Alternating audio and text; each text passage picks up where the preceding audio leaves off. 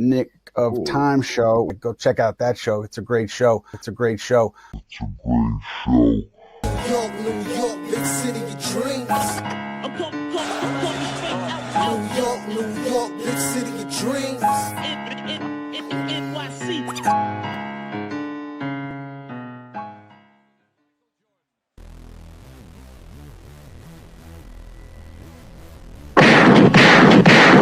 What's going on? This is Jay Ellis from the Knick of Time show. Here giving you that Knicks talk just in the nick of time. And guess what, guys? The Knicks, they just won again, man. 5-game winning streak. This team is not dead yet. OG Anunoby gives you 24 points, 6 rebounds, 3 assists, and 1 block. Josh Hart gives you 20 points, 5 assists, and 6 rebounds. Karl Anthony Towns, my guy, 14 points, 20 rebounds, 3 assists and a block. Cal Bridges gives you 10 with 5 assists. Jalen Brunson gives you 26 points with 2 assists and steal. Tyler Kolek gives you 13 points. And the Knicks go on and hold the Blazers to 30% from 3. They held Denny to 11 points as well. And for I think the 4th time in 5 games, the Knicks hold another opponent to under 100 points. Yes, the defense is back. The offense is clicking. The Knicks are once again winning, and we're rolling right now. And we're going to talk about it all, the good, the bad, and the ugly. But there's a lot of good today. There's a lot of good to talk about with this Knicks, who are on a nice little win streak to kind of get back on track and redefine the identity that has seems to been lost over the last couple of weeks. So we're going to talk about it all. All right. Before we do, I'm going to introduce you to the Latin Assassin, ESPN contributor, posting contributor, Bleacher Report contributor, Lee Escobedo. What's good, Lee? What's good, Jay? Audience, y'all have 2 people who probably feel the most different about where the team is going, what the team can do, what the team should do. But it's always best to be united around a win, not just a win, but a continuation of a win streak, and a win streak that has been powered by elite defense. So tonight is a night to celebrate, not worry about what might happen, and enjoy the ride while we're here. Absolutely, absolutely. We're going to talk about it, man. And before I even get into the individual performances, I want to focus on just that, Lee. I want to focus on the Knicks' elite defense. And here's why I liked this defense and this game right here, because it's continuing a trend that we're seeing from these Knicks, where the Knicks have been locking in for the last 5 games. Even when the 2 minus defenders on his teams, a la Jalen Brunson and Karl Anthony Towns, were both sharing the court at the same time, they still did their thing defensively, holding the Blazers to 22 points in the first quarter. Not only that, Karl Anthony Towns, who's been triggered, who's been bashed, who's been tripped up by defensive lapses and fouls, only had 1 foul today and played a really good defensive game, defending without fouling, not falling for head fakes, played really good under control. I feel like top to bottom, there is a new outlook on the concentration and the dedication to defense. And it seems like that's been the case from everybody from the bench to everybody to the starters. And that's what we like to see for these Knicks. And if we continue this way, don't look now, you could be top 11, maybe even top 10, depending on how we play these other teams coming up. Because we have gone from the 19th defensive rating about 5 games ago to now 13th in the league in just 5 games. And just like that, we're back in it. You already know the metrics, right? If a team is a top 5 offensive team and a top 10 defensive team, that is a championship team. That is the recipe for a championship team. The Denver Nuggets have done it being top 12. Right now, we are top 13. So if this trend continues, and the real test is going to be against the other teams, the other big teams, because we do have a big week coming up when we play the Nuggets and the Pistons and the 76ers. But if that trend continues, then we'll have something here to reevaluate going forward. Got a lot of thoughts. I think that let's start with the good. Actually, I'm going to do this differently. I'm going to break this down to what I think is sustainable and what I think is not sustainable, and I'll start with what I think is sustainable. OG Anunoby is playing the best defense I've seen him play for the Knicks since when he first arrived in the trade in Toronto for RJ Barrett and Emmanuel Quickly. He's been everywhere. And part of the reason why he's been able to be everywhere is because he's not having to make up for a lot of mistakes by Towns. Towns has been staying at the level when the defense requires him to stay at the level. And he's been decent at protecting the rim too. So you haven't had to see an OG have to hedge and recover. You haven't had to see OG in any type of pre-switch action. You haven't had to see an OG stay by the rim in order to try to help out Towns from people driving downhill. And that has allowed OG to play his most natural position, which is causing chaos and passing lanes and being someone who is the last person anyone wants to see on the switch. OG has been guarding bigs, guarding smalls, guarding wings, and doing it at an elite level along with his partner, Mikal Bridges. And I love some of the double teams I was seeing. I saw double teams by Diwara and Mitch, double teams by Bridges and OG. And it's just been unbelievable. It's very suffocating. Those four guys in particular who all give you wingspan, all the ability to guard up, guard down, all the ability to be able to move their feet, move those puppies and stay in front of their man, guard the rim, or crash on the perimeter. It's pretty elite. And we had those four guys tonight. We didn't have Mitch against Toronto, but we had him tonight, and it provided for an unbelievable rotation. And I think those four guys, the defense we're seeing from Diwara in spot minutes, Mitch, but most particularly Wingstop, absolutely is sustainable. This is what I was been waiting for, is for both those guys to play well at the same time, offensively and defensively, and we're finally getting it. Also, I've been liking the team defensive schemes. There were a few moments I thought where there's some cross-matching and transition where we were getting beat again, particularly when Shaedon Sharpe was handling the ball, on ball. But I thought overall we corrected a lot of that, and the transition defense in the second half got back to normal after the Portland made their run. You expected them to make their run. When we lost that 14 points, I think we lost in that lead, I wasn't too concerned because we were winning the game on defense, not by either out of this world shot making or super hot 3-point shooting. We were doing it on defense. So I had a feeling the defense would turn back up because Karl-Anthony Towns was in his bag. And Kolek and Brunson were holding their own too. So as a team, I'm liking what I'm seeing. I do not think we can finish this season as a top 10 defense. And that leads into the things I do not think are sustainable, but I'll save that for further into the conversation. Well, we could talk about definitely the Wingstop, Mikal Bridges and OG Anunoby had definitely stood out. Shout out to actually Shaq from the Strickland. I was actually reading up on something that he wrote recently that talked about what he's noticed for the defense turning up. And what he kind of wrote was he talked about, ironically, the reassertion of ice from a Tom Thibodeau defense, which is kind of ironic that Tibbs kind of saves us a little bit today, where they're just kind of been more diligent and more disciplined about forcing ball handlers to the sideline and not the middle where there's help. And it seems like they're just following the game plan and just everybody's kind of knowing their role in that regard. And that's definitely helped the defense out. And Karl-Anthony Towns has been good being the help, and Mitch Robinson as well. And whoever else has been on that side has been helping pretty well. And that's been a big reason for this resurgence.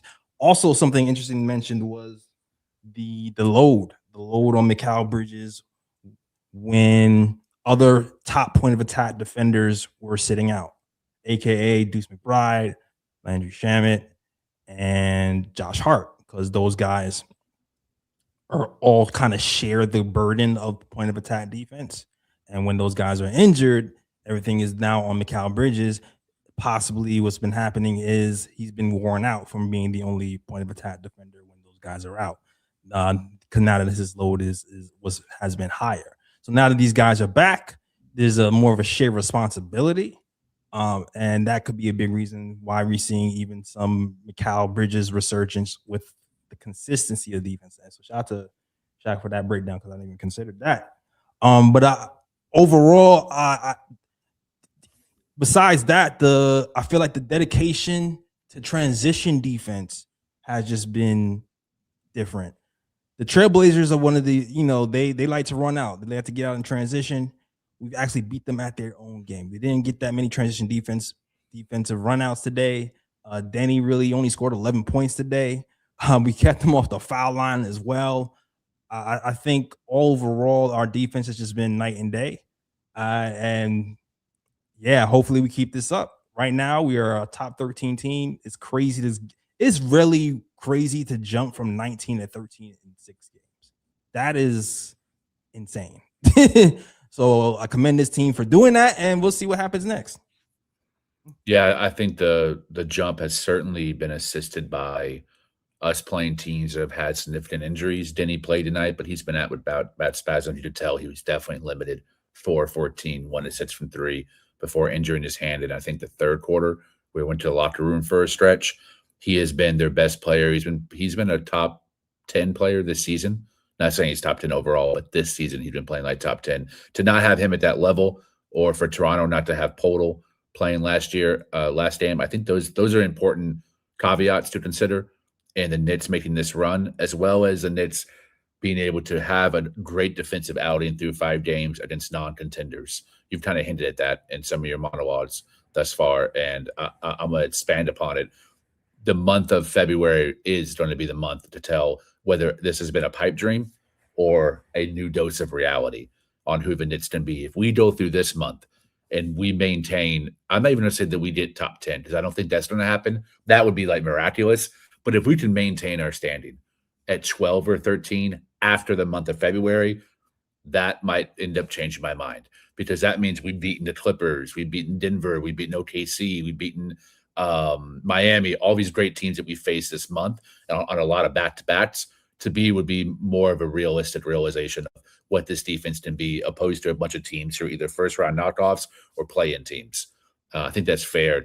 That's why I haven't gotten too out the window on thinking that things have turned around, although the effort is what I've cared the most about, particularly the effort from Karl-Anthony Towns, who I really liked his defense at the level. He is staying at the level and trying to keep his man from being able to use screens to get past him. I thought he's not necessarily navigating screens, but I think he's managing screens really well and doing a great job at blowing up dribble handoffs, which forces the action to take longer to get the pass that they're looking for. They're settling for bad passes or passes outside of their flow, and it's causing them to really have to take last-minute shots within the shot clock. And a lot of that is Karl-Anthony Towns just putting pressure at the level instead of getting into drop and just trying to be a rim protector, which is not his strength. I would actually say it's probably his primary weakness in that area, just because he's so slow-footed and he can't recover well when people change positions or the ball moves or someone changes hands. He just clicked a lot too. So I've liked the effort from Brunson, from Kolek, from Cat. Mention them because there are 3 worst defenders overall statistically, and from the eye test. I think they're all giving. There seems to be a collective understanding that we need to be better, not just individually, but as a team, and take accountability where it is. And right now, no one's getting cooked, which no role player not going off in MSG. It always going to make me happy as a fan, because I'm getting sick and tired of that shit happening. Yeah, I'm a second that too. I'm gonna give Karl-Anthony Towns a lot of credit today, because listen, dude has not been the scoring Karl-Anthony Towns that he came here. He hasn't been shooting lights out from 3. He hasn't been dropping 20, 30 points. He's kind of been used almost like decoy-ish for a lot of these plays, where he's kind of just been used as a guy who's going to spread the floor and give passing lanes to everybody else. And for intensive reasonings, like, it's been working. Like, you've seen the passes, the passing today. Pretty freaking good. 28 assists today from the team.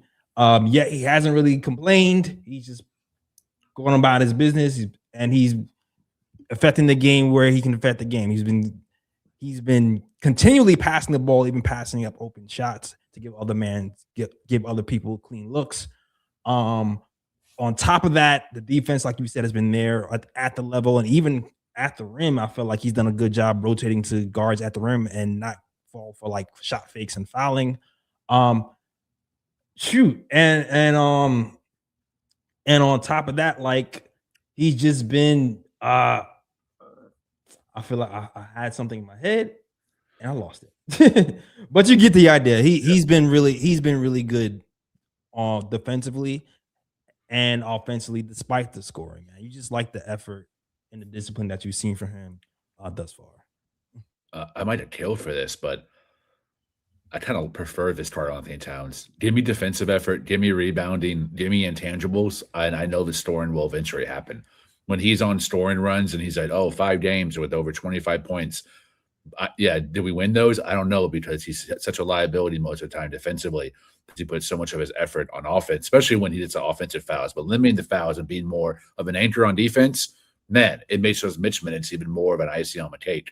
So to me, I prefer this out of a slump. I would prefer Karl-Anthony Towns to have it renewed to focus on defense than to get a shot back, because I know the shot will eventually come back, as will the offensive force. And I like that Mike Brown's still running plays for him. Ran a few post up for him today in the first half, and also used him a little bit as a hub.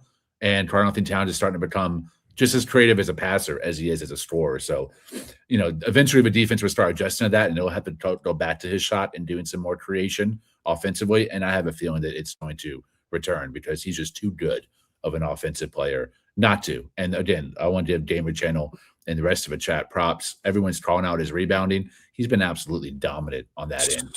I didn't put much emphasis on it against Toronto because they didn't play a center. So it's like, no doubt he would go out there and gobble up 22 boards.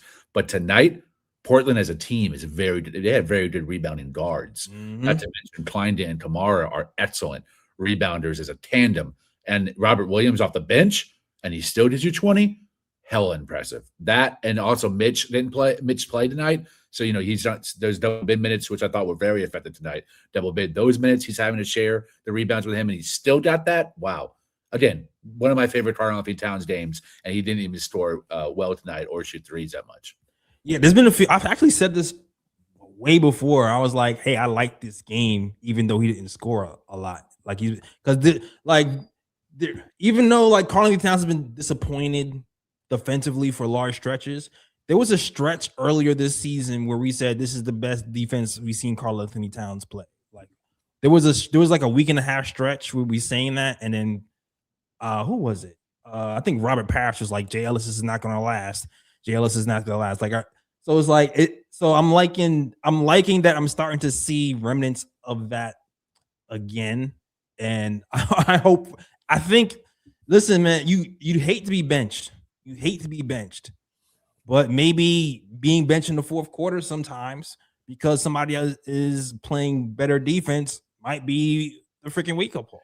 Like, even if you don't like it, because even today, like, we didn't really, like Lee said, we didn't really need Mitch to play 25 minutes. It's when Karl-Anthony Towns is playing defense, it's much better for us because he can also stretch the floor. He can also pass. So when he's playing solid or to good defense, it just opens up everything for everybody else. So, like, man, keep this up, please. Please keep this up. I'm going to make an ass out of myself by assuming, but I think these trade rumors have really lit a fire under some people's asses. I think that's why we got the very honest, very transparent quote from Mikal Bridges to Clyde Frazier after last game, saying he had been uncoachable, which I heard that and I was like, you dumbass. Like, what's wrong with you, bro? You've been to the finals. You play with CP. You, as a veteran, being uncoachable and selfish. But then I also thought, well, he's also admitting his flaws. And sometimes I do the same thing. So I think that the ability to say, well, wait a minute, I'm kind of being a dumbass myself. Let me course correct before it's too late is key and important. And I actually found myself agreeing with Josh Hart that it was a pretty awesome post-game thing for him to say. And he's been backing it up with unbelievable defense, the type of defense where you're like, this is the output we wanted when we trade 5 first-round picks. And you're giving us straight three-point shooting, spacing the floor, ball handling, a little, attacking the rim at least a little bit more than we've seen in the past. I'll take it, man. And I think that's rubbing off on everybody else. I think you're seeing a renewed OG Anunoby getting more aggressive, not being so passive and lost in the offense, taking his shots where he gets it. And also Karl-Anthony Towns saying, all right, this is what you guys want. Like, I'm not going to be traded because I'm in a shooting slump. I'm going to be traded because I did stupid fouls that throw us out of our rhythm. And I'm going to trade because my defense is too much of a liability. So he's putting forth greater effort. Cool. Because right now, the game I watched, Jrue Holiday looked washed.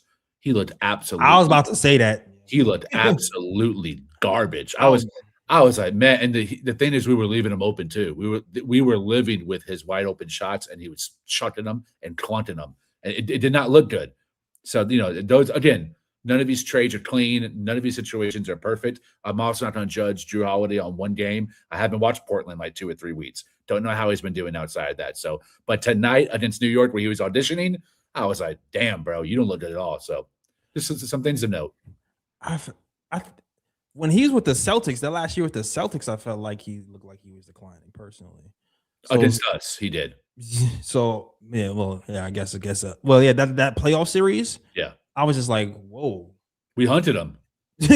Brunson did. Yeah, so I was just like, usually he's gave us fits for like years until last year. So I'm just like, but that's enough. That's a whole nother story. I thought Mikal Bridges' comments, I thought it was vulnerable, man. I applauded him for it. I don't know who killed him. I didn't see who killed him.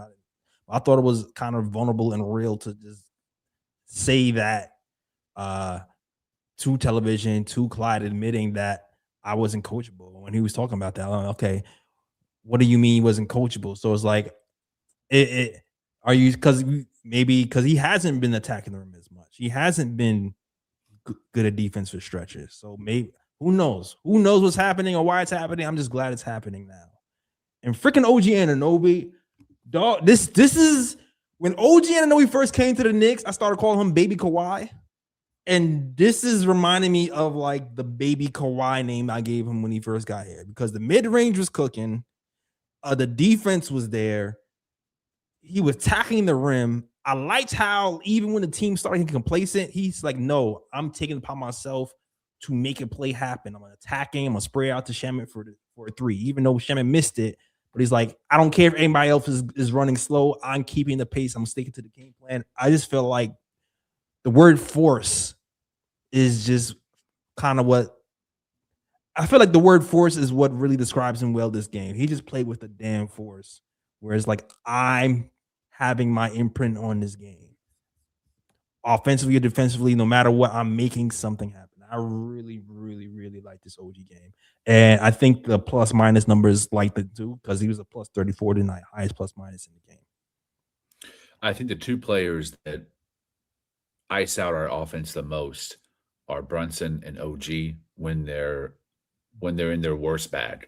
And what I've liked about OG is that he's not settling for just 3-pointers, and he's also moving the ball when he knows a teammate has a higher percentage shot than him. He's not settling for what's in front of him. And that's what I mean by like when him and Brunson are ignoring and they have tunnel vision and they're going for their shot, particularly a three over passing the ball and keeping the ball moving and trying to find the open guy, they can really stall things out. And OG is, again, that's what his reconsidered effort has been, is to trust a teammate and try to find guys using his force and gravity when he goes downhill that opens up a defense and try to find who's open based on that energy that he's bringing. Also, again, man, who else is better at cutting? Who else is better in the dunker spot? He's so damn athletic. Against a very athletic Portland team, he stood out, especially against his counterpart in Shaedon Sharpe, who I thought he did a pretty good job in containing the minutes that he was guarding him too.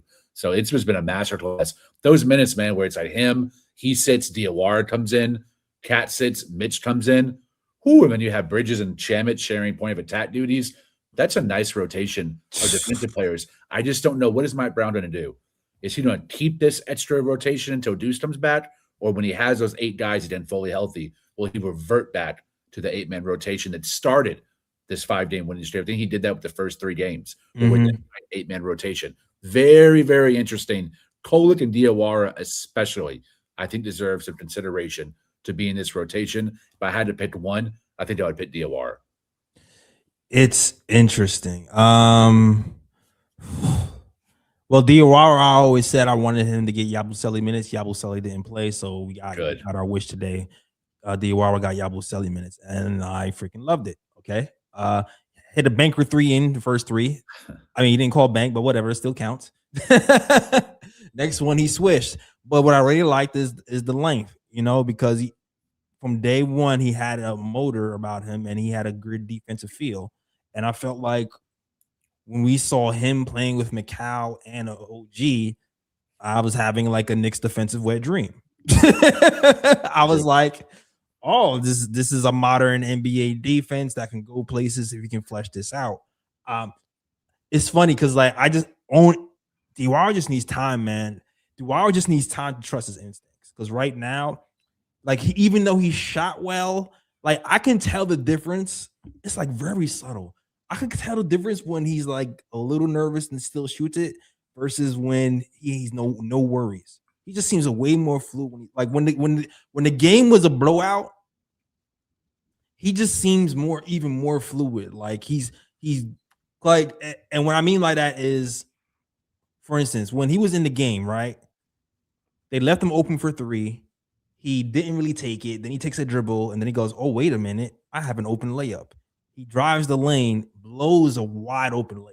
Mhm. And I think that's one of those like things where he's like, should I shoot it? Should I drive it? I'm overthinking, and I blow the wide open layup. Versus in the fourth quarter, he's like, I mean, when it's a blowout time, he's taking to the hole freely.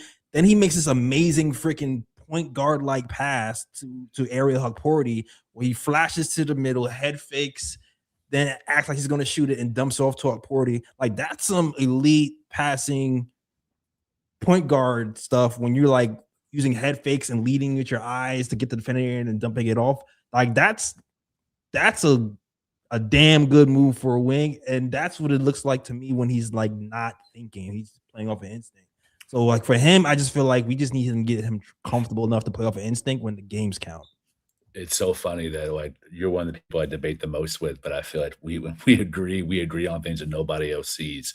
Agree. That was one of the few notes I wrote was talking about Diwara in the short roll.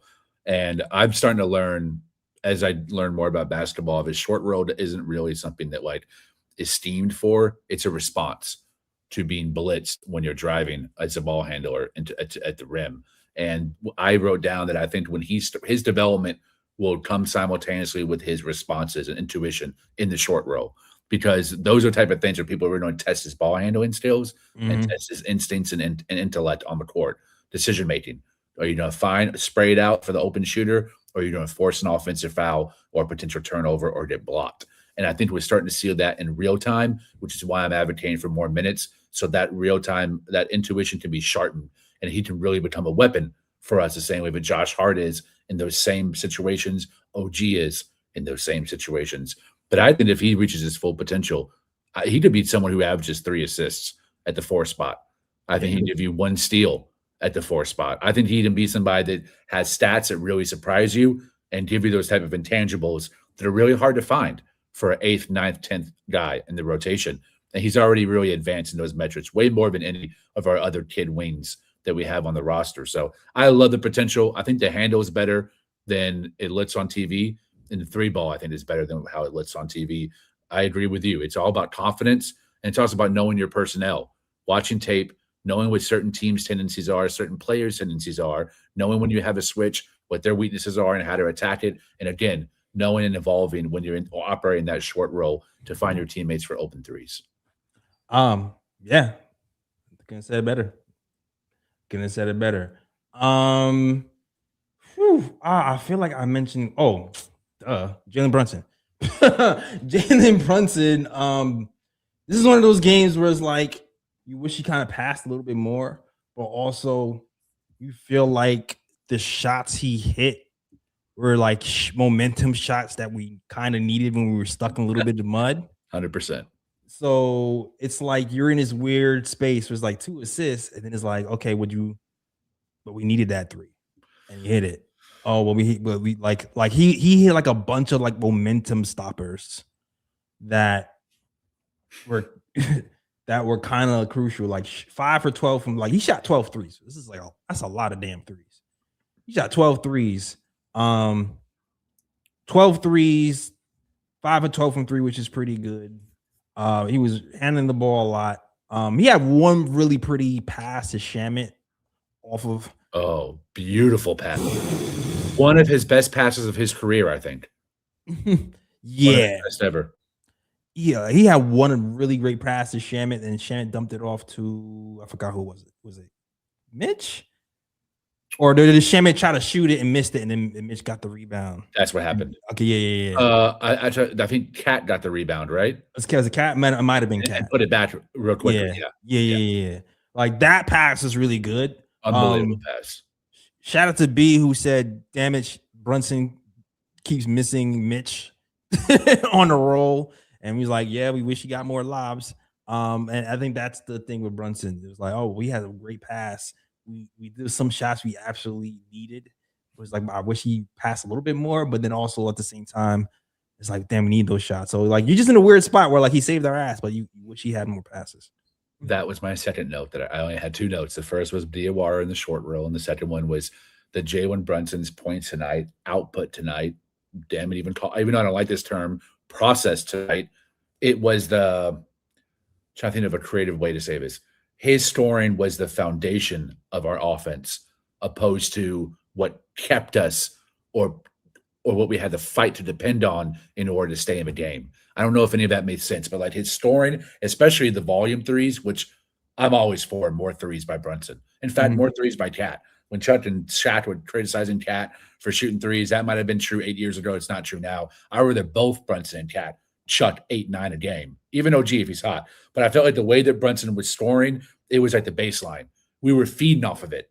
We were using his scoring to the team's advantage, his gravity to our advantage, and guys had more cleaner looks because of it.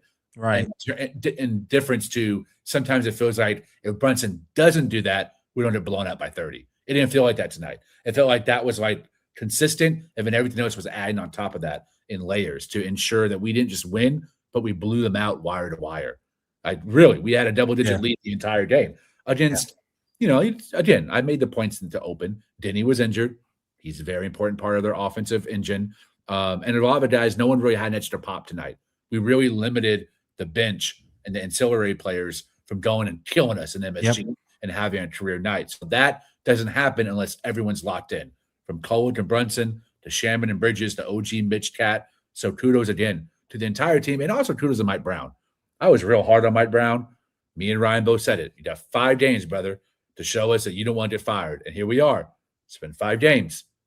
It's now about to be February. And to me, he doesn't deserve to be fired anymore. He locked in. He cut the rotation Tibbs-esque, and then expanded it when he needed to. I like that. I like that, okay, Deuce is out. Kolek's not going to play 30 minutes. It's going to be an expansion to see who else can fill this role, because no one can duplicate Deuce. People can bring different elements, and you need those 2 or 3 players to all reassert into the rotation and go from 8 now to 11. I thought that was actually really smart. That is something Tibbs would not do.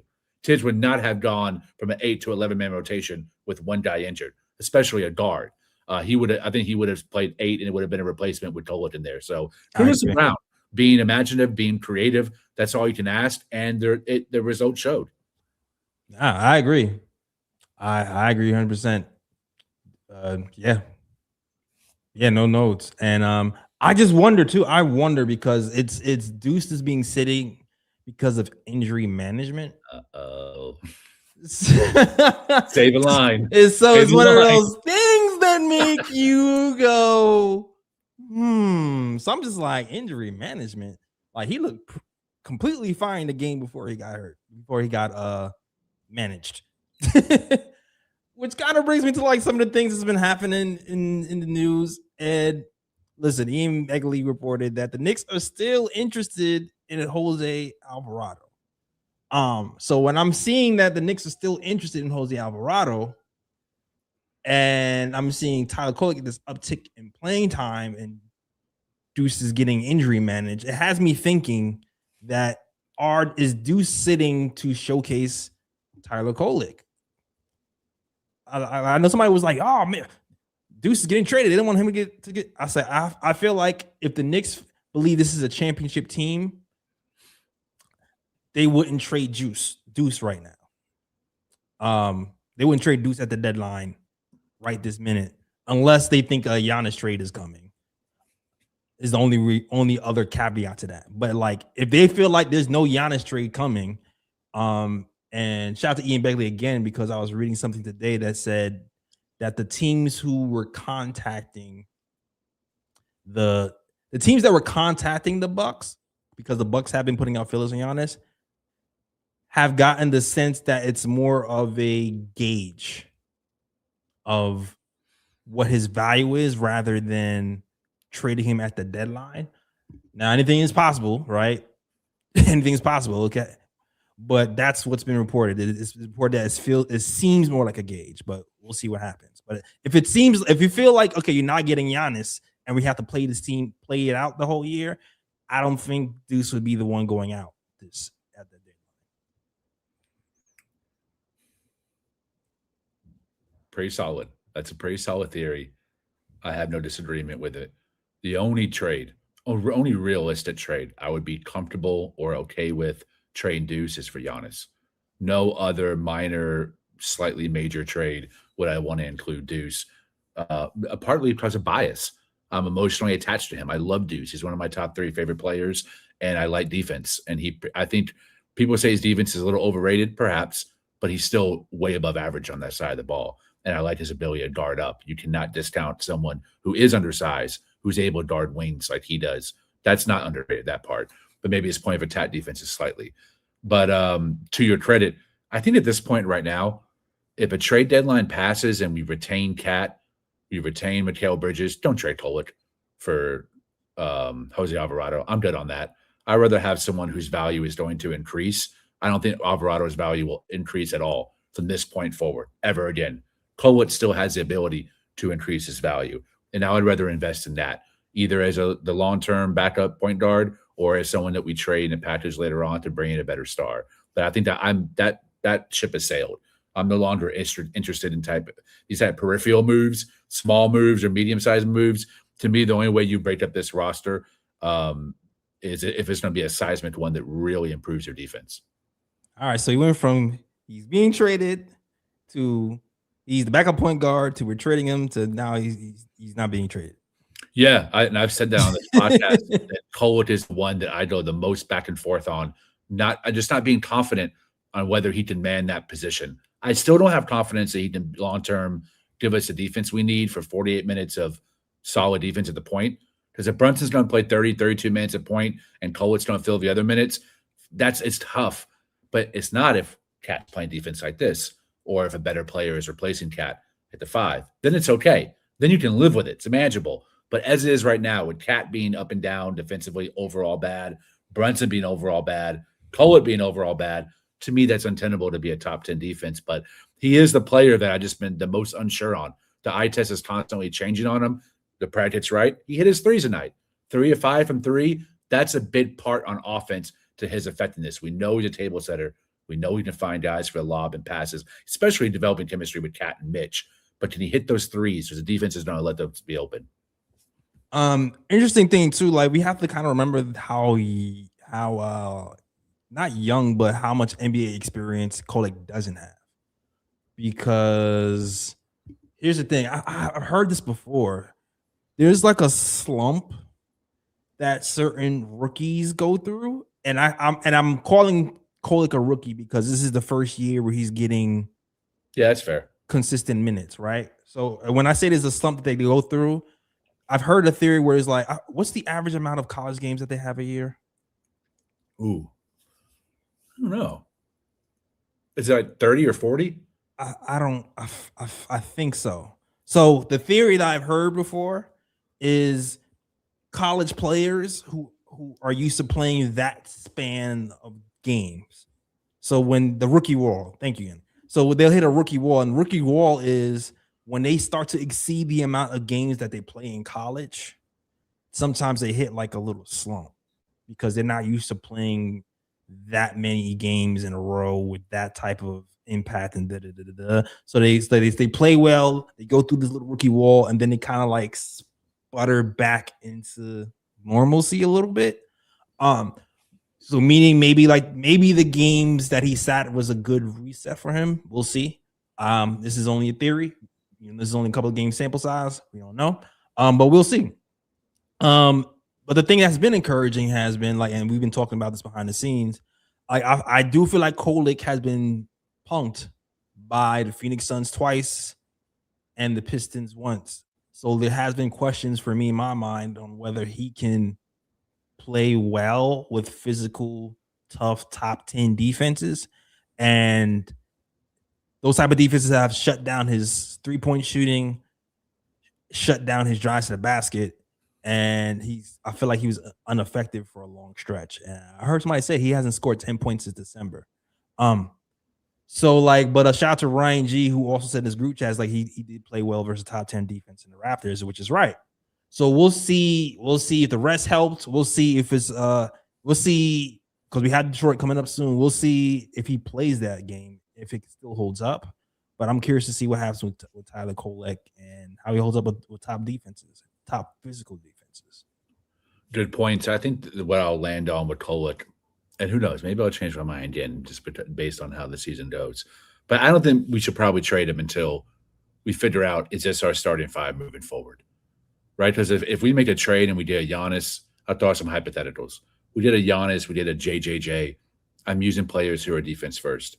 We did an elite defender like that, then I'm actually more on board with keeping Kolek.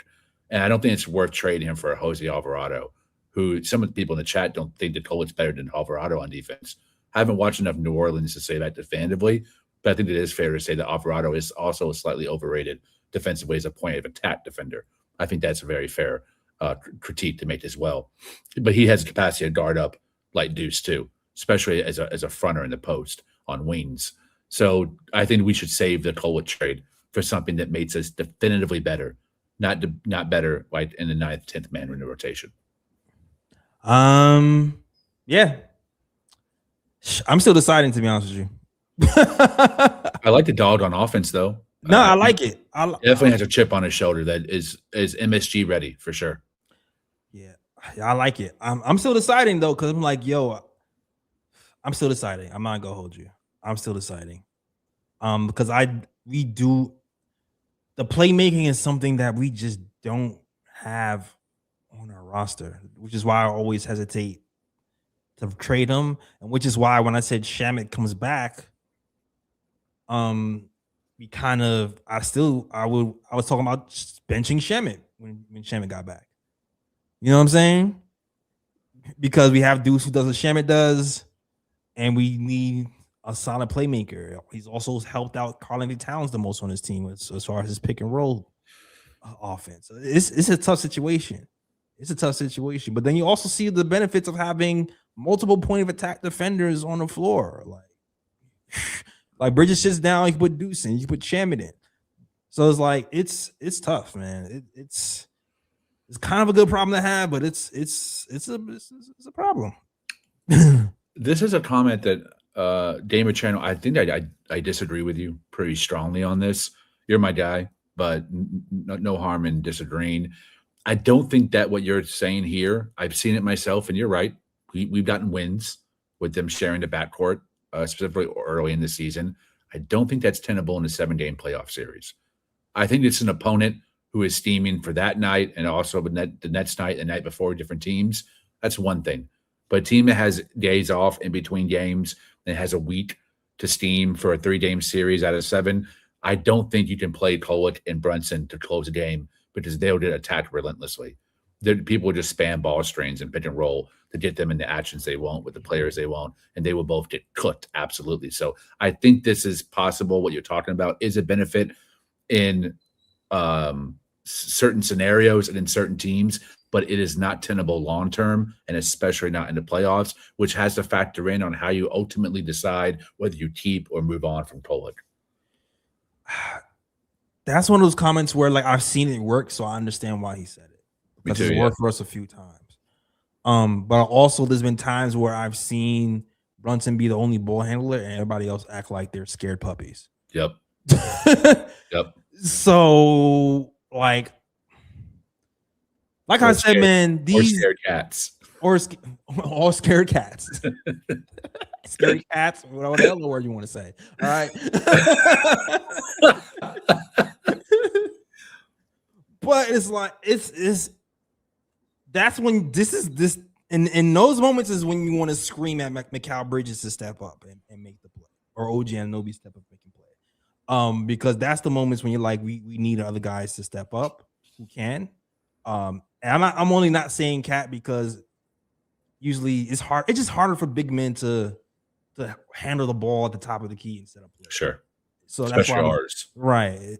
That's why I'm not really mentioning Cat like that. So in times when that happens, I feel like that might be like a break glass thing where it's like, oh, we'll try it. Like, and this is why I say I want to wait until we play the tougher teams again, like especially Detroit. Detroit especially, because the time when I seen the most where I'm like, damn, we need Kolek on the floor with Brunson, even though Kolek hasn't been good, was the Detroit game. It's because I feel like no one else was stepping up offensively to take dribble the ball, do anything.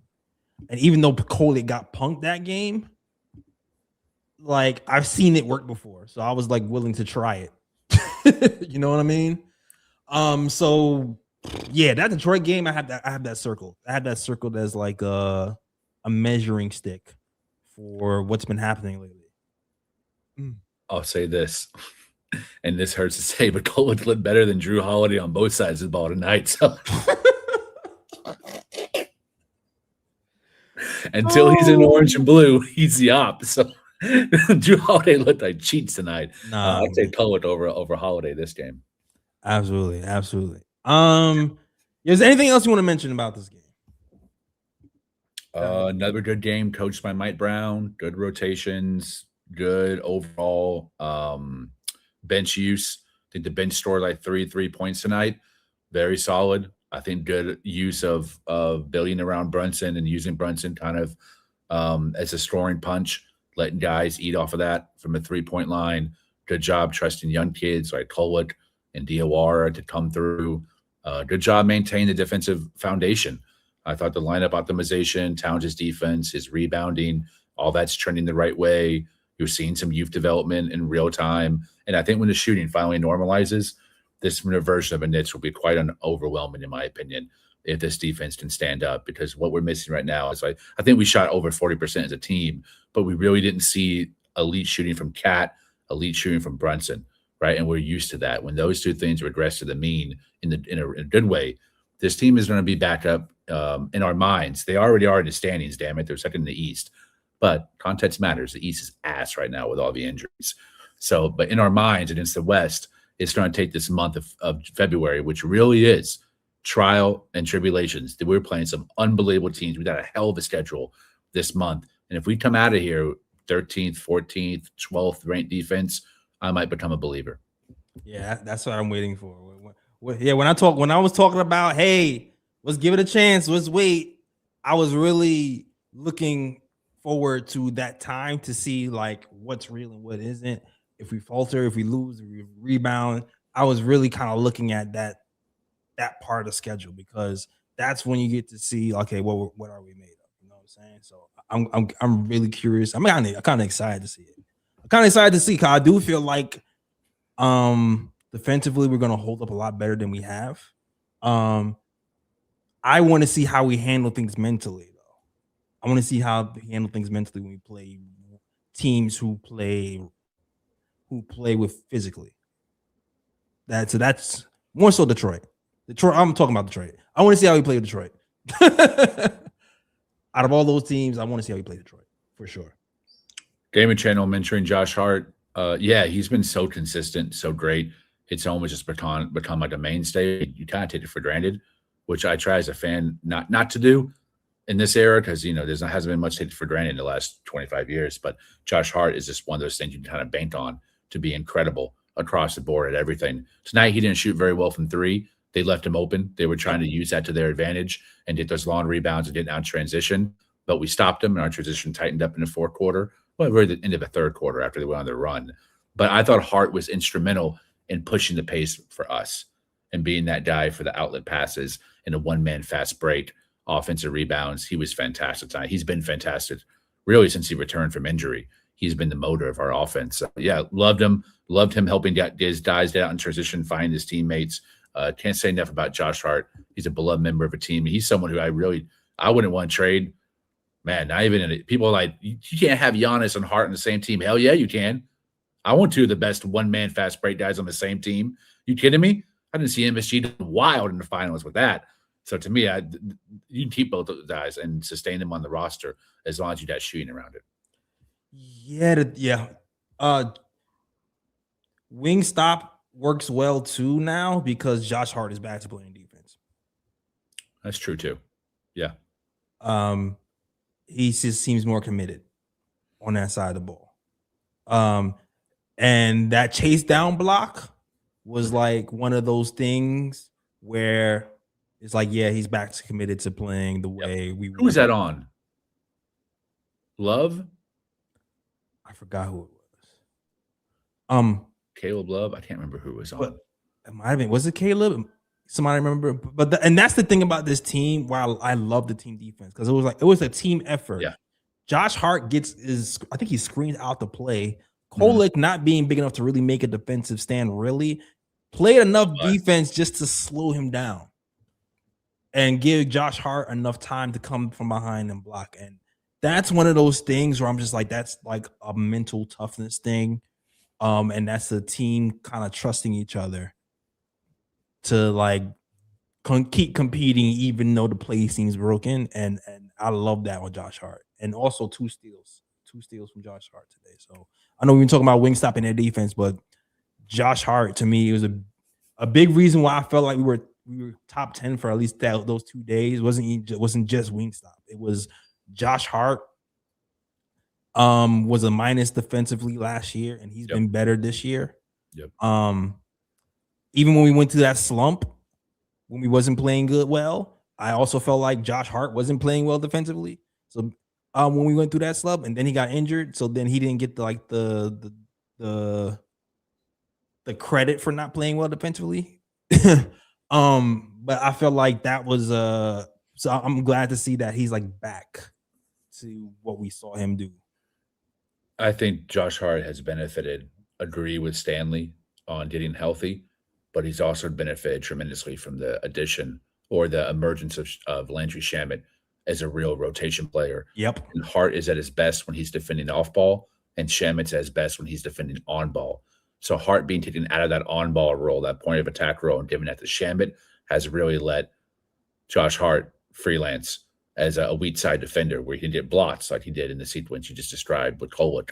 I believe it was Shaden Sharp who got stuffed, but also just play passing lanes. Yeah. And he's been really sharp with the doubles, using the baseline and being a part of that ice formation. It's a Tom Thibodeau staple, something we saw him do in a Tom Thibodeau too when it was employed. So yeah, I agree. I think Landry Shamet's been a big part of that.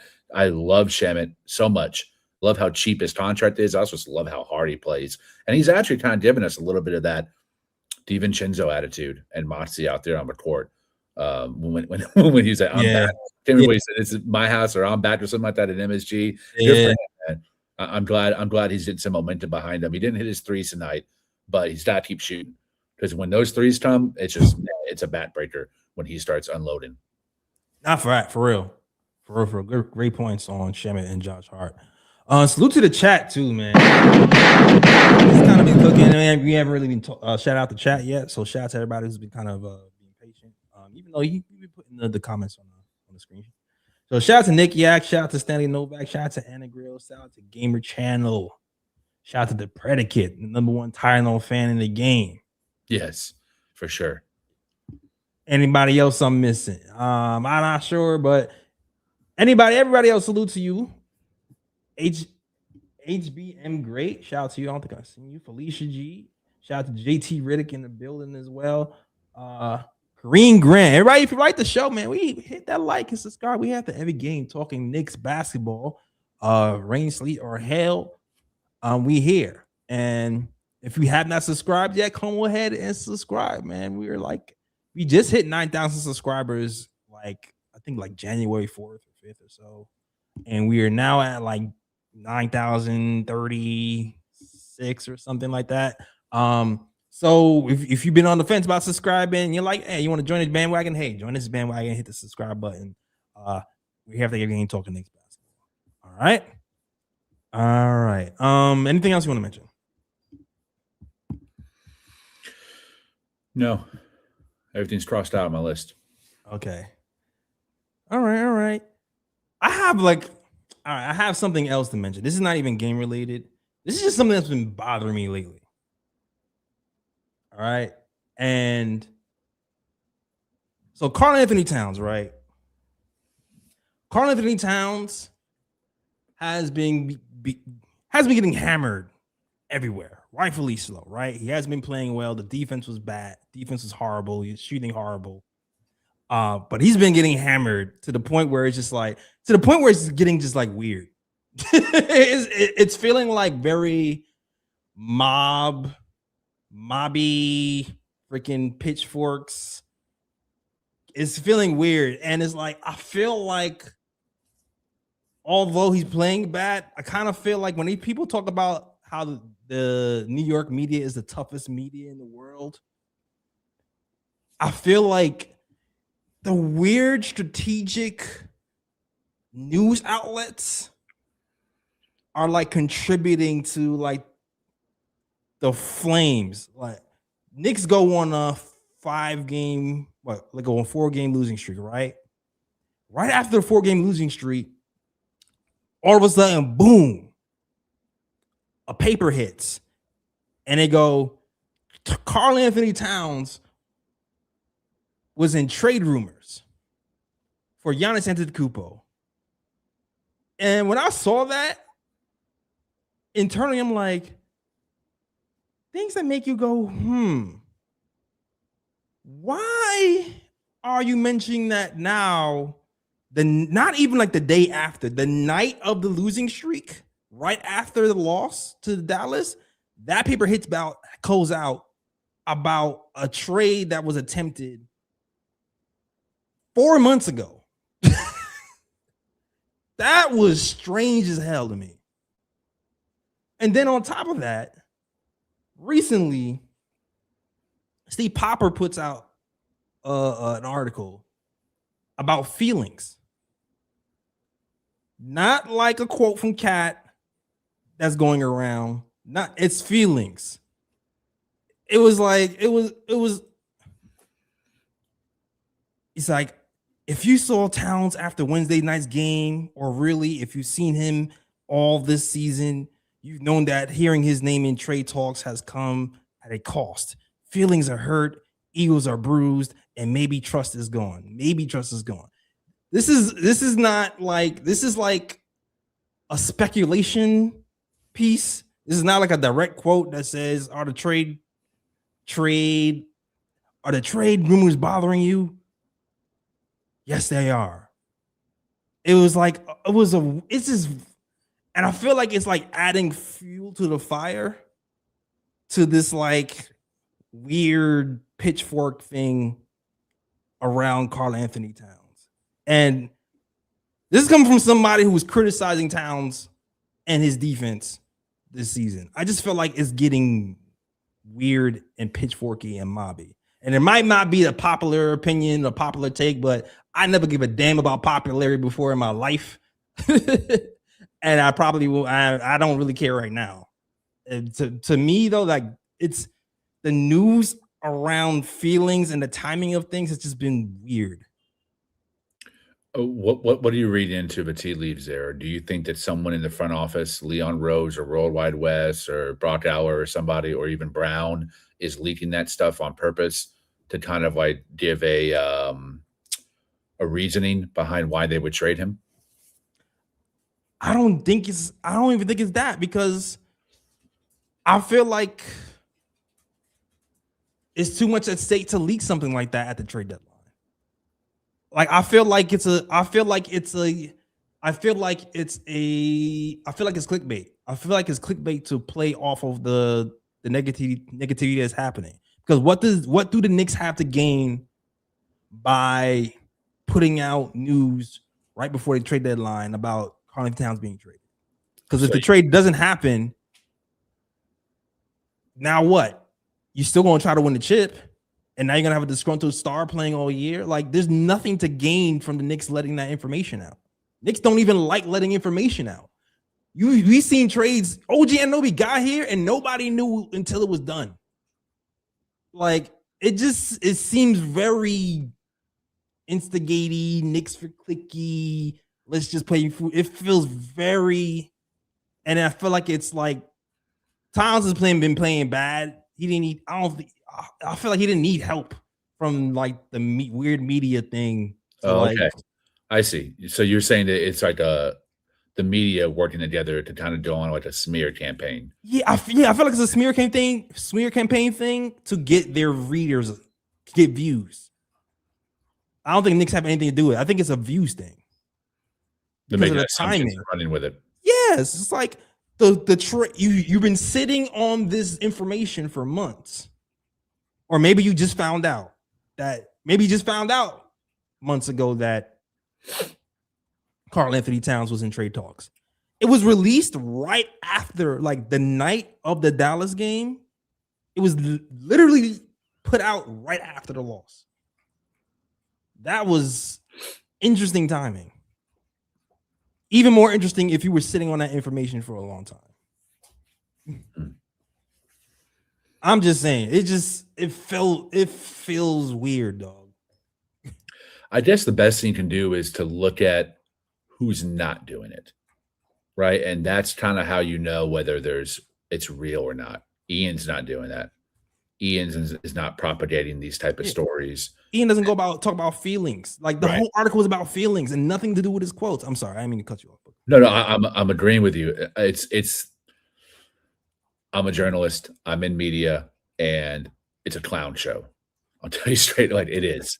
It's the great Wizard of Oz, a man behind the curtain pulling the strings, for sure, especially on a corporate level. And absolutely, Klitz drive every single piece that is written, everything that all of my pitches that are approved are because it will benefit the corporation based on views, right? So I try to have a hot take opinion, and then in the midst, I try to rain out an argument that's based on logic. I do my best to try to do that, even at the headlines clickbaity, which I don't even write that anyways. So the poppers and those type of guys, they're working from a different intentionality than an Ian Bedley or a Fred Katz, two guys who I hold in high regard in terms of how they cover the Knicks.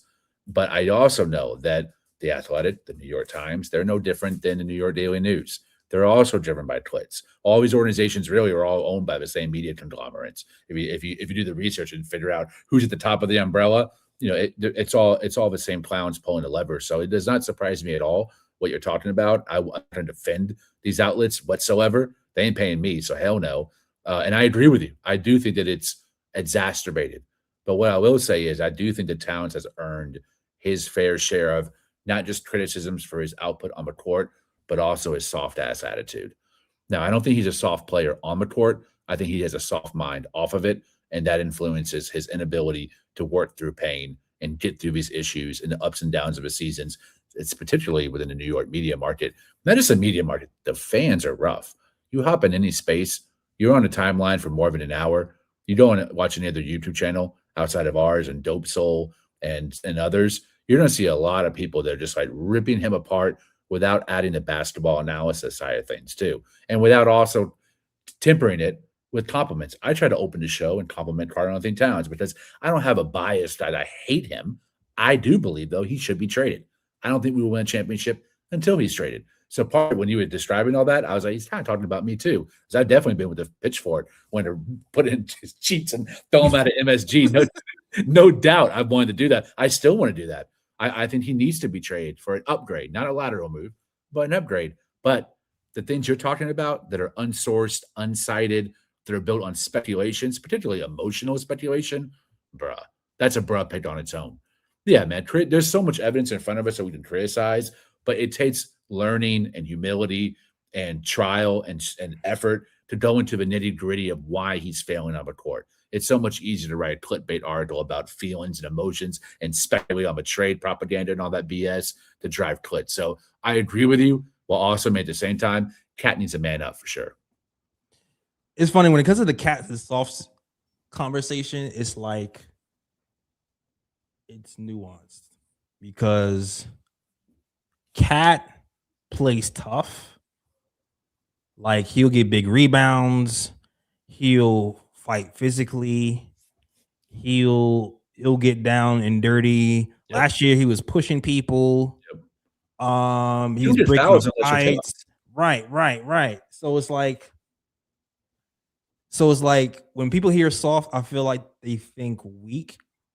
But he's not weak, and he does fight. I think what you're saying, though, you're saying that he mentally checks out.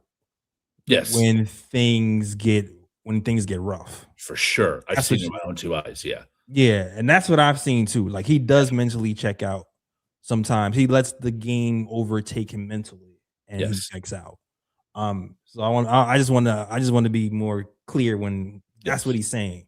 And he definitely, that might just be part of who he is, but he definitely has to work on that and control that. Will he ever be fix it? I don't know. Most you go for is it comes out less. That's really what it is. Now when it comes to the trading thing, trading Karl-Anthony Towns, I remain when Karl-Anthony Towns first got to New York Knicks, my tweet was, offensively, I feel like this is going to be a great move. Defensively, I still have questions. I don't feel like defensively he's going to help us, but he's a Knick, so I'm going to try. He's a Knick now. I'm going to get behind despite where I felt like he was going to perform defensively. And I also said back then when that trade happened, that Jalen Brunson and Charlie Towns together defensively seems like a nightmare. And it has been a nightmare for a lot of stretches. Especially against Indiana in the playoffs. Exactly, the first Indiana in the playoffs. At the same time, even with me thinking that and saying that, I'm still holding out judgment. I still want to play out the year. I've seen stretches where it's been better, and the wing stop thing was supposed to quail that. Right. The wing stop thing is supposed to quail that. So when so it's like I'm looking at how that progresses. Can Wingstop keep it up like they have been? Can Josh Hart actually be more consistent? Because that's also been something that hasn't been happening. Now, like if these other things come together where it's like Josh Hart's more consistent, Wingstop is what they've been this week. Jalen Brunson closes out on shooters like he's been, then maybe it's more passable. I don't know if it's gonna work, but I'm not definitive. I'm waiting to see what's going to happen. That's why I'm really excited to see what's going to happen next week versus the Pistons, versus the Nuggets, versus the tougher teams in the league. Well said. Cat's ability to be a piece of a championship team, a Knicks championship team, definitely depends on Wingstop keeping it up. And I think OG and Mikhail had to realize we got to bite the bullet. We got to protect this guy. We got to play above and beyond defensively. Our offensive games have to sacrifice for the defensive end, so we can make sure that Cat is not destroyed on that end, and the Knicks have a chance to win every game and every series. I think they're both realizing that and saying, all right, we went through the Tibbs era. You got to protect them. You got to do the pre-switch. Mike Brown did some of that too when it first started. I think that they realized this is how it is with the current construction of our team until a trade happens. So I agree. And concerning the chat, talking about the Knicks for Clits, appreciate the love. I definitely don't write stuff like that. And when you look at the KOT Substat, that's type of writing that I would do if I had full control for all my pitches. I try to do in-depth type of stuff, things that take a lot of research, that take a lot of time, that's combed over and thought about, and not as just like entertainment value. I never write about feelings or people's personality or how they look. That's not the type of writer that I am, but that is what sells. And it's really sad that it's like that. It's also sad to see these baby boomer guys peddle that type of garbage and be okay with their names being attached to that. That's really embarrassing, right? So yeah, I'm just glad that we don't do that here, even though I'm probably the harshest. Me and Phil are probably the harshest on the KOT pod when it comes to Cat, and I pull no punches, and I give no apologies for that. I'll never critique his sexuality or his appearance or his voice or any of that on the pod. To me, it's all about the defense, and that's what I'm most concerned about. Yeah, true, very true, very true. And one thing I wanted to add about the Wingstop thing and the Cat defense thing too, Mitch Robinson. Like I feel like the willingness to play Mitch more when it's not happening. And bitching Cat? Yeah. Yes. I Fact. think it might, knock on wood. Knock on wood. It may be helping. We'll see. Like I said, this is a small sample size. This is a small sample size. You want to see how this plays out in longer stretches with tougher teams and da-da-da-da-da. But it's like, if it's like, hey, I play more defense, I close games more, right? Then maybe he's more disciplined. He's guarding at the level. He's following the game plan more precisely. Because Mitch played 17 minutes today. Mm-hmm. He's been playing 25 minutes. Mm-hmm. He played 17 minutes. And that's because Cat was playing good defense. Yep. So listen, man. I'm listen. Are all the problems fixed? No, but I do feel like there could be a pathway, but we'll see. I want to see how this goes. You can see how Mike Brown and Sabonis didn't get along there toward the end, because you can tell Mike Brown is he's like you, bro. He's not here to placate to anyone.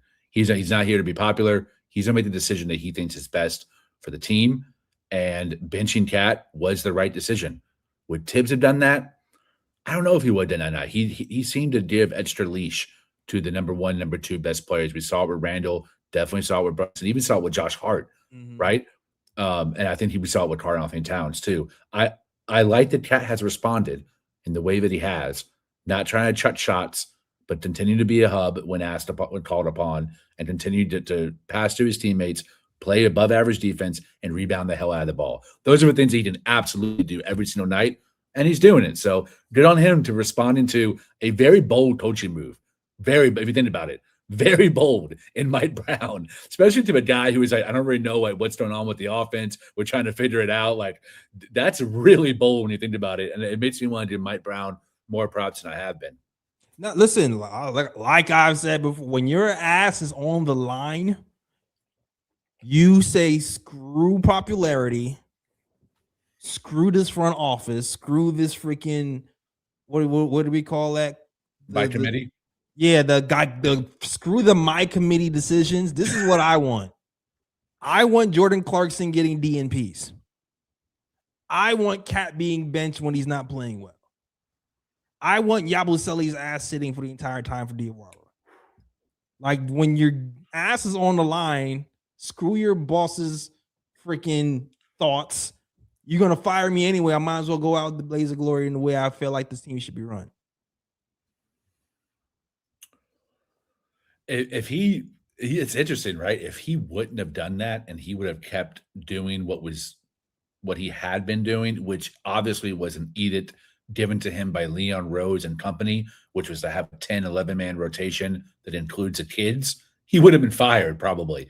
And he would have been fired, and it would have been Leon's fault, because it was like Leon and co telling him what to do. He wouldn't even gotten fired mostly for his own mistakes. Now, there are things that he was still controlling, right? Brunson's still on ball too much, in my opinion, and that's been a season-long thing. And some of the rotations were very strange in game, which I know Leon's not telling him in game what to do. That was Brown. But who is playing, how long they're playing, and when they're playing, that was by committee. And he would have gotten fired for things that were actually Leon Rose's brain dead decision making, especially like the weird McCullough minutes and hot 40 minutes. I didn't want Jordan Clarkson to be benched, bro, but we're a better team with him on his ass on the bench. So you know what? A win is better than anyone's feeling. So screw it. Keep it going. Listen, man, I've probably been the least Jordan Clarkson fan here. So when he got benched, because I like L for me, bro. Listen, dog. I know everybody was like Jalen Clarkson, but I'm like, how was Jordan Clarkson work with Jalen Brunson together? Like, it doesn't. And then it doesn't. You're right. It doesn't. It doesn't. Like, it was just, everything was all about offense. We need defenders. Yeah. Because it's not just those two. It was those two plus Cat at the right. 5. Those two plus Cat the 5 and a lazy ass Bridges. It's untenable. You have that guys. Obviously, this team seems to really care about having their roles, knowing how many minutes they're in play, when they're going to come into a game if they're on the bench, who they're going to be subbed in with, the other 4 guys on the court, all the plus minus lineup rotations. That seems to really matter to this group of veterans, and it was not working. So yank them and put someone in who's going to give you all the things that you really need to win games on defense, which is Landry Shamet. It's an upgrade. Who the hell would have thought that come into this season? That both their offseason additions would be out of the rotation before the new year started. Crazy. Yeah. Crazy. That's why Leon Rose, F. 0 for 2, bro. But Diwara was a good one, though. Diwara was a good one. And granted, too, injuries kind of led to us having to put some of these guys in a little bit more than we wanted to, but still, yeah.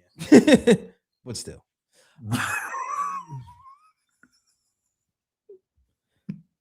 Oh my god! Hell no! Oh hell no! I'm good on that. I'd rather have Britt Brunson. Oh Felicia my Lee god. asked, "Will Clarkson continue to sit?" I think so. Yes. Clarkson is not. Tyler Kolek is playing over Clarkson. That's your Let me answer. ask you this, Jay: does Clarkson ever come back into the rotation this season? He is now in the situational zone. I don't think Injury. he'll ever come back. Injury. Right. That's it. Right. Injury, foul trouble. But I think he could come back in the playoffs. You could see a situation, and God forbid, I don't want to, because that means things are going left, right? But I do think that's the other way that you'll see him, is if like someone just becomes, say Shamit just, I don't even want to say it, right? Something happens to where you need him. I think he's called upon before anybody else that's either out of the rotation or at the end of the rotation because he can get you a bucket. Does Clarkson come in before Tyler Kolek if Tyler Kolek is still here in the playoffs? And if things are going left, yeah, I think so. Okay. I don't want to see any of that though. Like, oh God, please no. Right? Yeah. Woo, we'll see. We'll see if, man. We'll see. The trade deadline is February 5th. Just so you guys know, it is next week.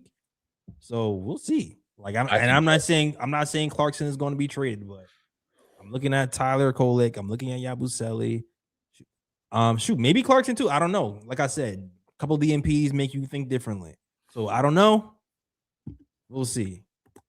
I don't know if you guys in the chat or even Jay, if you know this guy named Dylan Becker. He does Fireside Knicks. I've potted with him before on another pod. I'm sorry I forget his name. I want to give him credit though for this idea because I saw it on Twitter.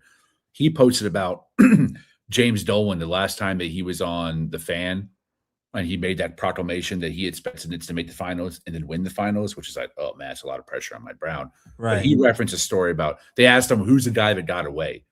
And he said Vince Carter, that his medical staff at the time were telling him that Carter was going to be washed in a couple of years because of the injuries. Oh, I just saw this. Specifically the calf injuries. So he passed on him, and he was like, didn't look what he became. Then he went to Brooklyn and torched us, Orlando and torched us, Phoenix and torched us. Yeah. Long career, another almost 14, 15 years in the NBA after that. He said that was his biggest regret, was not trusting his gut to get someone that he thought could get him a championship.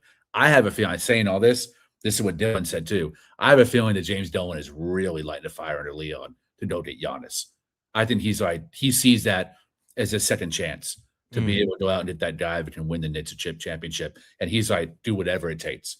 Deuce, I think Leon wants to keep Deuce, possibly keep Kolek, right? I'm sure he's trying to be as stingy as possible because he's seen how bad Dolan can be and just putting all the chips on the table. I think right now it's probably a strategy war between Dolan's direction and Leon's trying to intellectualize everything and say, what's the best path forward for us to have depth and flexibility after a trade? And that might cost them. When it comes down, everything I've heard is going to last all the way till the trade deadline. There's not going to be a trade before the deadline, but at the deadline. It's going to be like, man, does Dolan finally say, give them what they want? I don't know, bro. Let's see. I don't know. It's like, I honestly feel like if the Knicks get Giannis, I don't think it'll be at the deadline.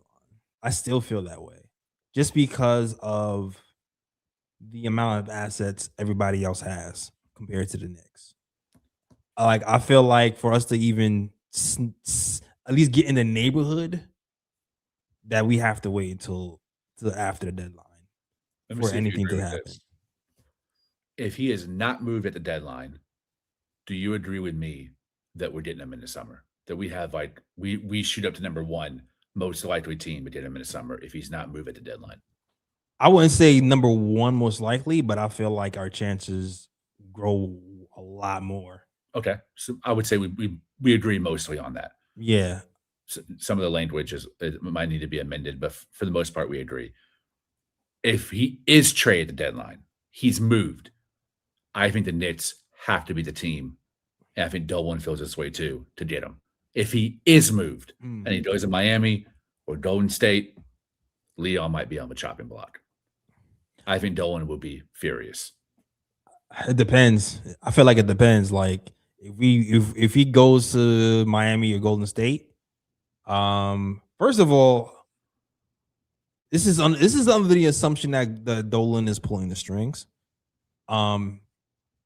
for all intents and purposes, at least is what they've been saying. I don't know if it's true or it's not. What they've been saying is Leon has autonomy. For a while, they were saying, Dolan is somewhere with his band traveling, play the harmonica. That's the story that's been going around for years. So is he involved now? I don't know. They could be lying to me, but he said on the WFAN that him and Leon talk every day about the situation and where things are.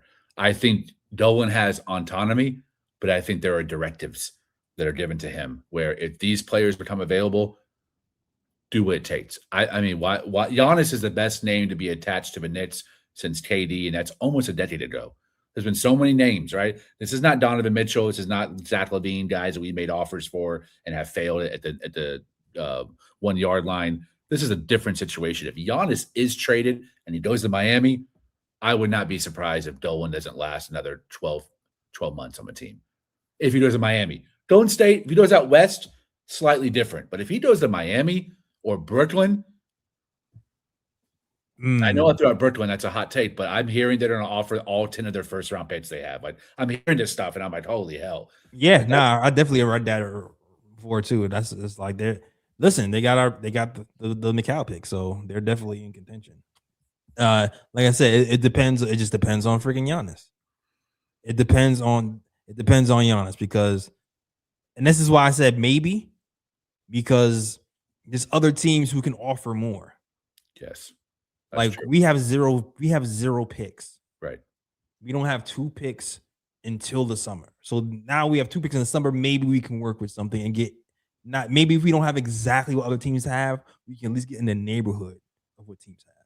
But to me, if Giannis is traded at the deadline, he's not a Knick. Because we don't have the pieces to compete. Oh man. Do I think Dolan should step in to get Giannis? I mean, it doesn't feel like it's even – I think he's involved. I think he's already stepped in. I think he's a part of a decision-making team. Why wouldn't he be? He always has been. Not to the degree that he has been in the past, but I do think he has. I think Leon knows exactly how he feels and what he wants. But should he step in and take over negotiations? No. I'm not going to go that far. Because every time he's done that, it's been – Leon's been a first-hand count of how that ends up. No, you don't want that. No, you're right about that. If it ends up being like, okay, Cat, OG, and Bridges are leaving. Hell no. You got to have a line in the sand. You have to. You don't want to get fleeced. Even for Giannis, you don't want to get fleeced. Yeah, which makes it tricky. So we're gonna see. It's gonna be a hell of a week, and if we survive this week, it's gonna be a hell of a summer. So I'm gonna try my best to go live. What day is the deadline officially? February 5th, I believe. Which would be the day after the Nuggets game, right? Thursday. I think so. Yeah. I'm gonna try to go live midday twice next week before the deadline. Just to talk about the rumors and where rumors are. I know Fritz wants to join me on those shows. I'll see if Phil can do, anyone else who's available. But I'm going to try my best to do that and just kind of distill through all the noise and what's happening and what I'm hearing. Kim Doc says, just started stream. Energy seems down after 5-game winning streak. Well, I mean, we've been live streaming for an hour and 30 minutes. So energy seems down. Oh, we've been having – I mean, we've also been having very detailed conversations about X and O stuff and the conversations about trade, mechanics. This has not been just like a energy stream. It's been a very like deep stream. Yeah, it's been everything. It's been everything. But we talking about trade stuff now. That's maybe that's why you're sensing the serious energy. We talking about potential Cat versus non-Cat. I mean, potential Giannis versus non-Giannis trades and stuff like that. All right. Felicia Lee says Thursday at 3 p.m. 2-5 is the deadline. Woo. I would definitely go live on Thursday, post deadline, whether we have them or not, just to discuss the overall situation for sure. Hell yeah. I'll probably try to go live Tuesday and Thursday. I bet. This is the man. Listen, man. This is I'm so glad you were able to do that because my ass be at work. They ain't gonna let me. Technically, I was at work too. Oh well. That was my lunch break, Oh, your lunch. Took a longer lunch. Had to run some errands. I feel you. AKA Thanks for holding it down because they ain't gonna let me stream from freaking. Yeah, no doubt. Glad that Fritz and Phil to join me too. It's a trio you don't see very often on a KOT show. Just us three, so it was cool to do that and chop it up. Facts. Cheat code. Having somebody who can stream during the afternoon, cheat code for sure. Sure. All right, yo. I think we talked about everything we need to talk about. Gotta eat, JLS. Yeah, we do gotta eat. Felicia, you're right. We gotta eat. All right, yo. Any bruh picks? This is the last thing we can talk about. Epstein files. Brand new batch was released. Everyone's favorite rapper, actor, scientist, billionaire, current president, former president was involved in the Epstein files, man. Yeah, bro, pick America. We're cooked. We are beyond. We've been cooked for a long time. We're overcooked now. We're like an absolute burnt Burger King patty, man. We are char grilled. There's no coming back from this. There is no saving us. We're just trying to the midnight clock to annihilation is we're just waiting. And hopefully I did some more pods with my homies to chop it up, live a little more life before the complete destruction of our country and the downfall of the dollar is falling every day. The dollar falls every day. More crypto is liquidated every day. More gold and silver is liquidated. It's been unbelievable. The market's been so unbelievable. And now, if just Google, actually don't Google because they took down all the files already. Go on Twitter, put in Epstein, Trump, and then look at all the things that they say that Trump is doing to small kids throughout the last 20 years. Deeply disturbing. So I guess I need a wellness check from my Magda brothers in the KOT chat. Man, how y'all doing? Robert Paris, you okay, bro? I'm not here. You're not in the chat. I hope you're okay. Anyone my dad, are you here, Pops? Where are you? Because they are quiet as a mouse, and I wouldn't be surprised. I would too if I had a banner or a flag or a shirt or a hat that I've been wearing with the accusations that came out today. Ooh, not bro. This is not just dark. This is like demonic accusations have been going on for the last 20 years, man. So scary times, man. Yeah, Damer Channel waiting for Christ's return. Can't come soon enough. Let's get a chip beforehand, though, so I can come celebrate with JLS in New York. Sheesh. Before the apocalypse. Yeah, I only read like the headline of what was in the files. Bro. I didn't read like the dissertation of it or whatever. But the headline was crazy. I was like, what? But yeah, but now you're right though. America is cooked, bro. Beyond, yeah. I got bro picks every Nicki Minaj. Bro. Nicki Minaj selling her soul so she get a citizenship. To find out it's only a fake citizenship card is crazy. You probably agree with me. I love this country. I love being American. I'm very proud of it. We might differ there. I come from a different background, different experiences than you do. I've always been very patriotic while also damning my country and accusing my country of the horrible things they've done. You can't really say that we haven't, this isn't a surprise. We started on the back of annihilation and genocide with the Native Americans, and then followed that up with the annihilation and genocide of Africans and generations of slavery in this country. And then we took every other ethnic group and had them in concentration camps or them in indentured servitude or them as free, cheap labor. It's like, bruh, I mean, pipeline to prison. Everyone's in economic slavery to some degree. I don't even like using that term because what slavery really was it was a spiritual assault. It's most depraved. But we're all in servitude to debt, credit debt, economic downfall. The dollar's worthless. Hardly any of us have savings or assets. I mean, it's a shit show. So are you surprised this is where we're at when that's how we started? Man, the only thing that really I love about this country are the people. I love other Americans. I love, finding people with unbelievable stories and seeing how they've overcome the trauma. But the actual institution, the government part of it is absolute demons. It's disturbing, man. Gamer Channel saying, Lee, be careful. Yeah, if I disappear one day, if it pops out, we haven't heard from Lee in a week. Listen. Check your local IDF headquarters. I might be in the basement. You don't hear me for a week. Check me too, because I'm not necessarily sometimes, like I said, I'm my mom's child. So sometimes, hey, bro, I'm my mom's child too, man. Like I told Lee, my mom had me doing Nat Turner reports in 6th grade. All right. So like when I say my mom's child, my mom is like an inner revolutionary. I've been reading Malcolm X when I was This is what I'm saying. So it's like, listen, if something happened to me because I wouldn't shut up. Because first of all, another bro pick. Bruh. For freedom of speech being on the brink of extinction, all right? Don Lemon being sent to prison for being a journalist. Bruh. Threatening the freedom of speech is crazy. TikTok ban. Can't mention Trump, can't mention Epstein files. Can't mention Israel. Freedom of speech again, once again. Bruh. brought all that stuff, bro. Nityak, bro. I don't give a damn what happens to Biden, Bill Clinton, Hillary Clinton. I don't give a damn. They're in the Epstein files, bro. Bury them all, man. I don't give a damn. There's no partisanship here. I don't think anyone, if someone's doing horrible things to kids, don't matter who you vote for.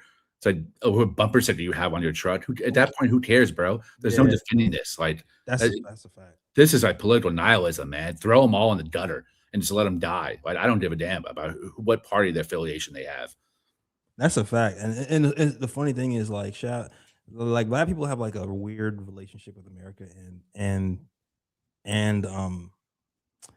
political parties, because like we mostly, how can you not? Right. We mostly vote Democrat, but then because we vote Democrat, people think we're blindly Democrat. And it's like, no, we're not blindly Democrat. We know Democrats have faults. It's just that the Republicans, for the most part of history, are trying to annihilate us, and Democrats are trying to placate us. So there's like, do you want to die, or do you want to be lied to a little bit? And those will be our choices. So it's like Malcolm X said it before. It's like the Democrats are the fox, and Republicans are the wolf. The fox lies to you and tells you half truths and act like they will have your back, but they don't really have your back. The Republicans will be like, I'm changing the laws to make I'm changing the rules to annihilate your education system. I am deleting slavery from the history books. I'm openly firing every black person in the government to replace them with white guys who are loyal to me, white loyalists. And they'll do it openly and won't hide it. So when people are like, oh, why do you vote for the Democrat versus the Republican? Because Democrats are liars, but I also don't want to die and get my rights taken and say I can't read a book or be freaking deported for being black. It's like, it is what it is. But so people were like, oh, well, the Democrats, they're going to be in the Epstein files. Aren't you going to be mad? I don't care. If they were in the Epstein files, if they messing with children, go to. I'm not loyal to Democrats or Republicans. I'm loyal because of survival, not because I want to be there. Hey man, if they stole him, throw them in jail. Yeah, I mean, I can tell you're kind of mad, or you're right leaning. That's cool. I'm not going to judge you for that. You actually, ball. You seem to be a good guy, but I'm not here to play partisan politics, man. Like Trump's new Fed chair in the Epstein files, last two attorney generals in the Epstein files, his own private lawyer in the Epstein files. Like, bro, him in the Epstein files, like his best friend, number one donor, Musk in the Epstein files. Bro, it's like, come on, man. It's burn the whole thing down, man. Come on. It comes a point where you just have to look yourself in the mirror and say, is this who I want to be? Do you still want to be betting at the heels and looking at the boots of the ones who have their foot on their neck? At what point are you going to say enough of this and just abandon it and hold on to your principles? I agree. And Crazy I feel like the only Republican who stood up was the guy who was about to retire, because he's like, screw it. He's like Thomas Massey, man. He's in Trump's crosshairs. Actually, Marjorie Taylor Greene has actually been speaking out about Trump and the Epstein files and Trump turning on the country and being a traitor. So it's like, I'm like, wow, people I thought I would never agree with, I'm all of a sudden agreeing to that. Crazy, man. Man. Well, listen, I'm happy somebody stepping up. Desperate times, man. For real. Desperate times. It's desperate times, man. Oof, it's out here. All right, y'all. All right, got that out of our system a little bit. Shout out to Timmy, Picks. bro. Good to see you in the chat. Haven't seen you in a while, man. Yeah, shout out to Picks for Timmy, man, for rocking with us always. Alexander too. Oh man, Alexander's hilarious, bro. Yeah, man. All right, yo. Yo, that's the show. Thank you guys for watching. If you're not pissed that we went on that rant and you're still here, hit that like and subscribe. Same. Let's go. I'll tell you, I was trying to stream on TikTok. I'm telling you the truth. I probably won't stream on TikTok again. I don't blame you, bro. Until maybe 3 years from now when Trump is not president anymore. It's a Zionist spy machine now. Man. Yeah. Maybe then I'll stream on TikTok after that. But until then, I'm gonna be talking shit about Trump and Epstein. Sorry. Yep. All right, that is the show. Liam, where can I find you, sir? Bring the smoke. Come argue with me on Twitter. I'm at _Lee Escobedo, LeeEscobedo.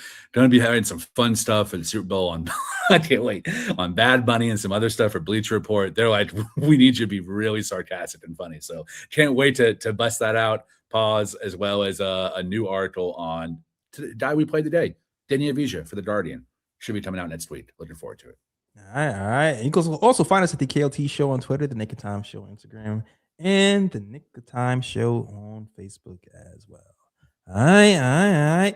Next game is Sunday. We play the Lakers. Let's go. Luka and the Lakers. 6 in a row loading?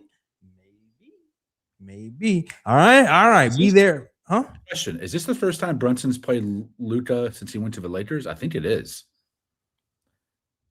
I think it is. I feel like there's always some weird injury between. That's when he was at the Mavs. Yeah, there was always an injury to one of them. Yeah. There was always an injury to one of them. This is going to be a great battle between those two. Wait, he played Luka. Actually, he did play Luka. Wait, he played him one time with the Mavs, I think. I'm not sure with the Lakers. Maybe once at the most. Yeah, I think he played him once. I'm hoping for a great duel. Me too.